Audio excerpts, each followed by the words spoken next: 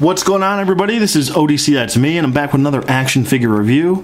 This is my review of the Marvel Legends Infinite Series Guardians of the Galaxy Wave Rocket Raccoon figure.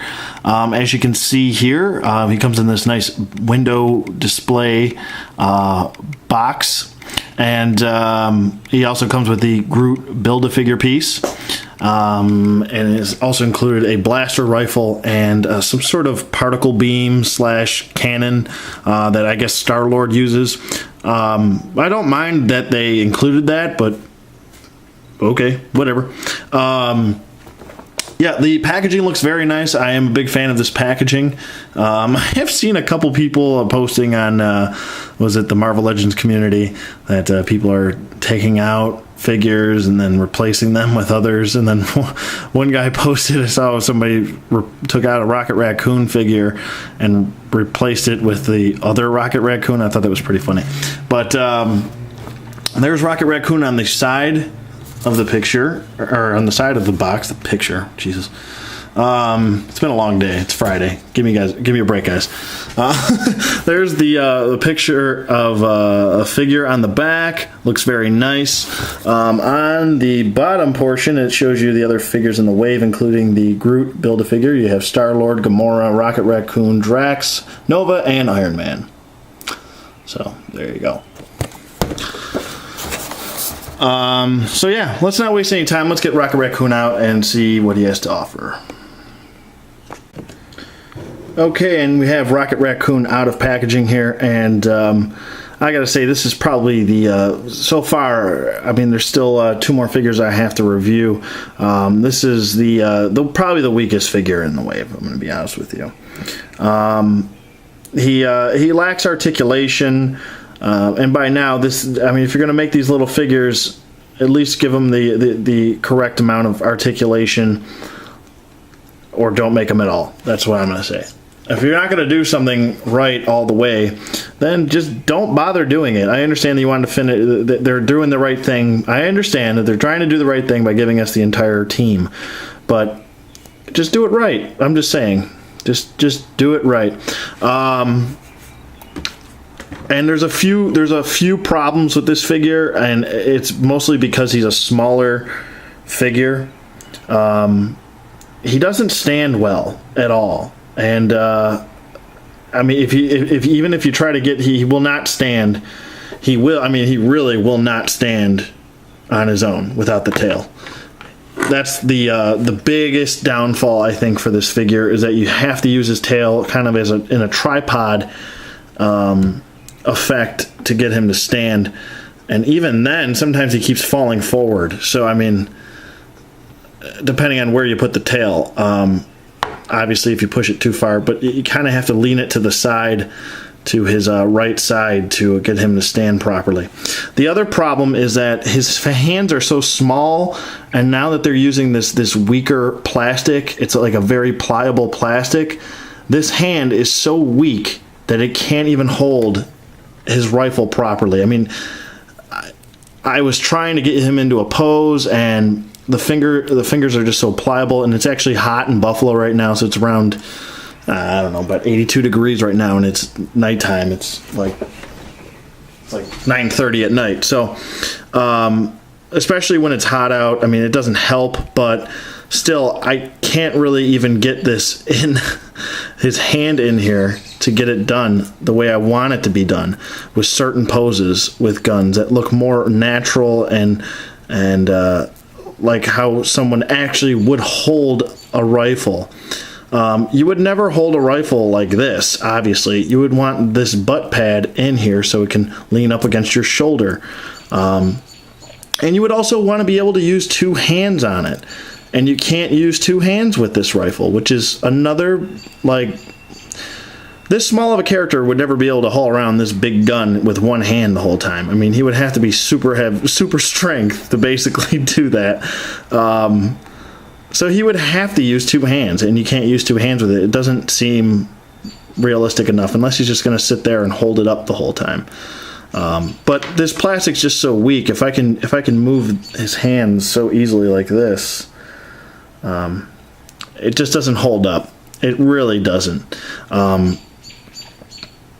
The other problem that I have is the face. His face, and I've heard this in most reviews, his face just looks very sad. He doesn't look happy to be here at all. He just looks kind of like a traditional raccoon to me. He doesn't seem like I don't know, like he would be some sort of mean, angry character, you know, with a bad attitude. He just kind of seems like, oh, are you gonna eat that last cupcake? No, then I'm gonna steal it from you. I'm gonna do it. I'm gonna do it. Kind of looks like a Disney character to me. I don't know. He just looks upset, like he lost his mother or something. Like he's a lost child. Have you seen my mom? I don't know. I don't know where she is. Yeah, so I mean, obviously the cartoon version was much better. You could even move his mouth. His mouth was articulated, and he looks just much more angry than this guy does.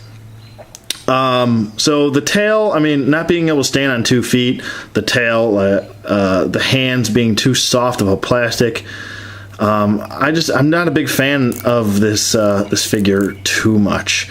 Now, where he strives is his detailing. I mean, he's very well sculpted. I will give him that. Even his back plate. Excuse me. Whew, wow. His back plate here is very nicely done. Let me go ahead and pause it, and I'll do a quick comparison with him and the other comic book version, Rocket Raccoon. Okay, and we're back with both raccoons here. As you can see, the movie version is much taller than the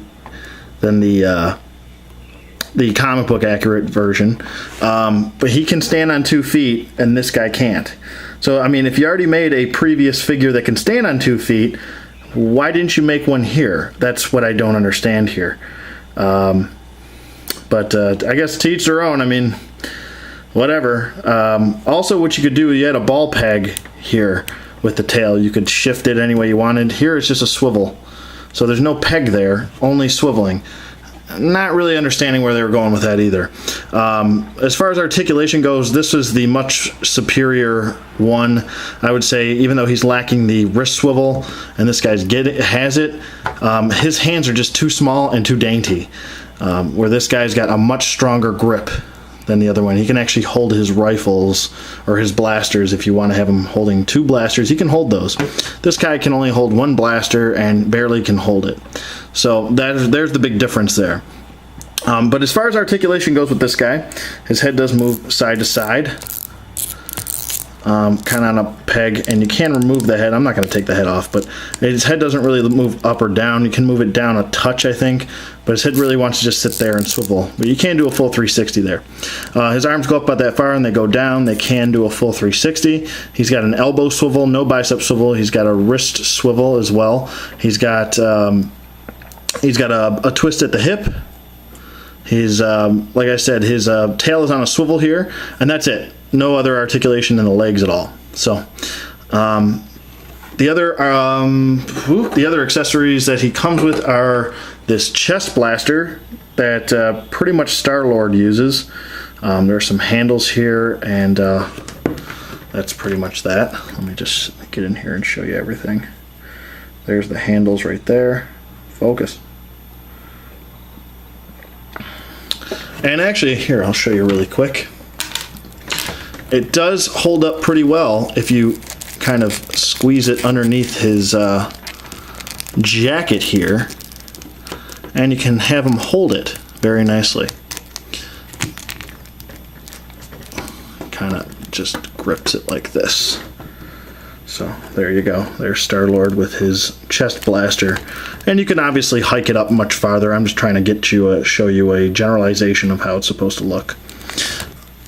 So there you go with that. And the last most important part is the Groot Build-A-Figure piece. It's the upper torso and the head. And you can pop the head off if you want. And there's the head piece. So let's do our checklist here. Checklist time!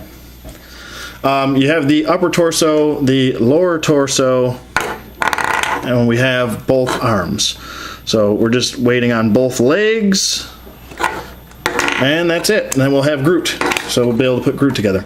But if I had to give this figure a final verdict or a recommendation, I'm definitely not going to recommend you get this figure. If you can possibly get the Bath piece separate from this guy, I would say go that route. I just don't find this to be a very sought after figure. I don't know. I'm not seeing it. I feel like they could have packaged him with like maybe Gamora or something like that, and maybe just given this piece and maybe given us another character instead. Maybe give us a Ronin, a movie version Ronin instead, and package him with like Gamora or, like I said, Drax or somebody like that. That would have made more sense to me. But I don't know. So I'm not going to recommend this figure. I'm not going to say it's a bad figure because the sculpting's very nicely done. The paint applications are very nicely done.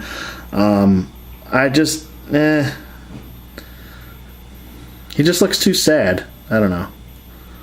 But, I mean, I understand he has to be in this wave to finish off the team. I get that part. But, I don't know. $20 for this little guy? Anyway, so, I mean, obviously everybody has a difference of opinion, and I get that. So that's pretty much it for Rocket Raccoon here. I'm going to let you guys go. Let me know what you guys think in the comments below. Thank you for watching as always, and I will see you guys on the flip side.